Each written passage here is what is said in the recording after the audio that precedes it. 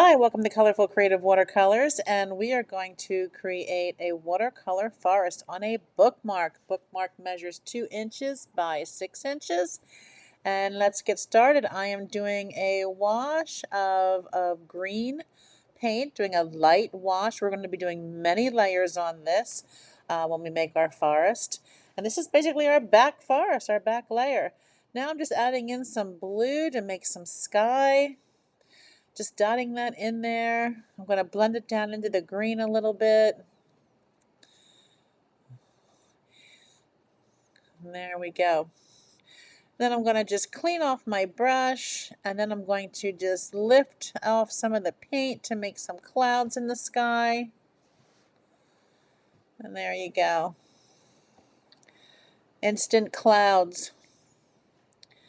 All right, so next we're going to grab some green paint, just a little bit darker, and I'm just going to create some trees, and that is basically just making a line and just doing some dashes, just making those evergreen pine trees, whatever trees you want to call them. And they're going to be in the background. That's going to dry very lightly. It looks kind of dark, but it is going to dry lightly. We're just going to scatter them all around in this same color, because then once that's dry, we'll go in with a little bit of a darker version of that color, which means we'll be using more of a concentrated pigment. I think we're going to be doing about 5 layers because we want to create that depth of the forest of what's far away and what's close up. So this is just all about making random trees here and there, just the dots and the dashes. This is something great to practice on practice watercolor paper before your final before your final painting, so you can get the feel of how to make evergreen trees, which is just making a long line for a trunk and just doing some dashes, just random, going across, back and forth, alternating sides.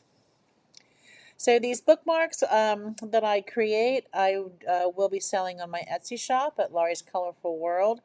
Like I said, they measure 2 inches by 6 inches, and then I purchased some sleeves on Amazon. They're clear plastic bookmark sleeves, and these fit perfectly down inside them. So it keeps them nice and protected. So I'm still making my trees, and I think at this point I'm going to just go a little bit darker, and I'll create a whole new layer of trees in this darker color. And just, observe how we're not going for neatness here, because these trees are pretty much all going to be in the background, because the very final layer that we do will be the dark, tall trees in the front. So yeah, so we'll do a series of these. So while you're watching me paint there, and I hope you paint along with me, I remembered anytime you can stop the video, you can slow it down. It's the beauty of YouTube that allows you to do that.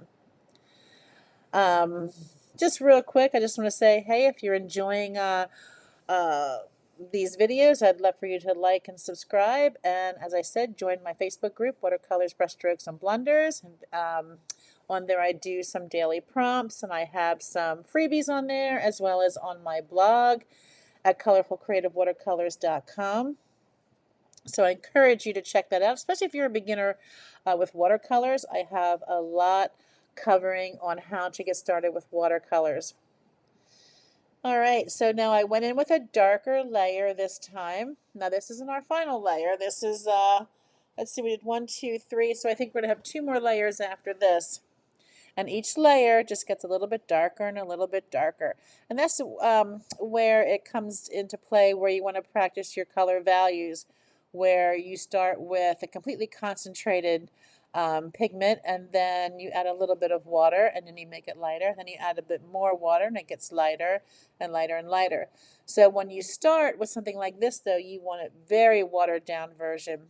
And then each time you do a layer, you use a little bit less water until you get to that final layer to where it is more concentrated. But we're not quite there yet. We're still just making these random trees, varying heights, We don't want our trees all in a row like a bunch of tin soldiers. We want them varying heights because that's how they grow in the forest. They're not all exactly the same size. They all grow at different rates. So you're just making that line and just making those trees.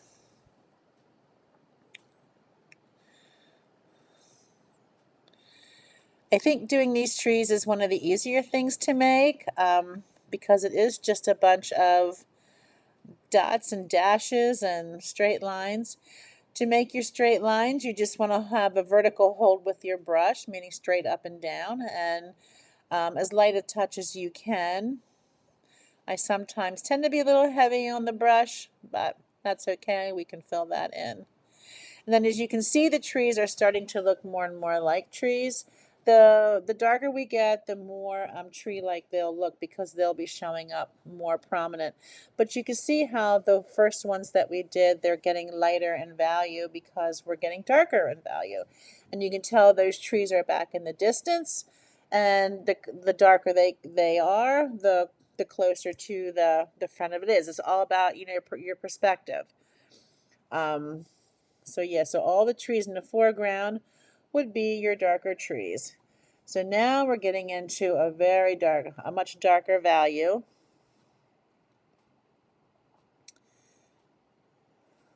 And as this one here, I'm a little bit more particular about my branches because this one will be a bit more prominent because I made that tree the darker tree and it's going to be more up towards the front.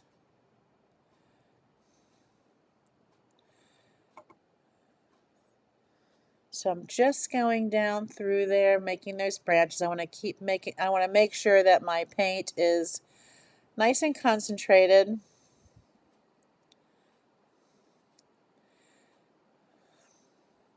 So you just keep making those branches, and each layer comes out a little further and a little further. And then I noticed in there I have a lot of white space, which I wanted to just go in and kind of just fill in because I didn't want that real thin branch there in the front. Basically showing through. I wanted it to have a little bit more of of a little bit more thickness to it. So we can still make those trees to varying heights because even if they're more in the foreground, it could be a young tree, it could be an older tree, you know, a taller tree or a shorter tree. It doesn't matter. We still want to have different heights of our trees. So there, now I'm doing that third tree.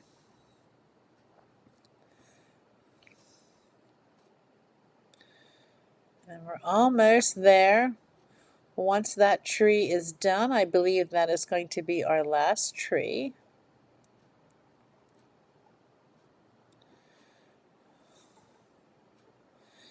And there I have all my front trees because they are the darkest of the values. So now it is time to I'm going to put some birds in the sky. And birds are just like a little V with one side is a little bit longer and curved. They're super fun to make. I love adding birds to my landscapes, my forests, my seascapes. You'll usually always find a birds in my picture somewhere.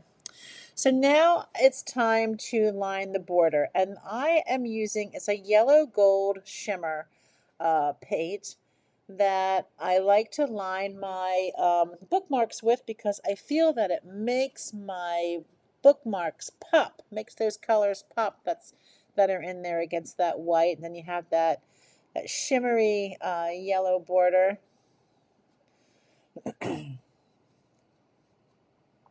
But you can use yellow, you can use gold, you can use whatever you have, or you can choose not to put a border around it at all. And I do my borders freehand because I am not a straight line kind of a girl. And there we are about done. Our watercolor forest bookmark is done. And there you have it to see. And hey, thanks for watching. Don't forget to visit www.colorfulcreativewatercolors.com. or join my Facebook page, Watercolor Brushstrokes and Blunders. Again, thanks for watching. Stay colorful, stay creative, and have fun. Bye-bye now.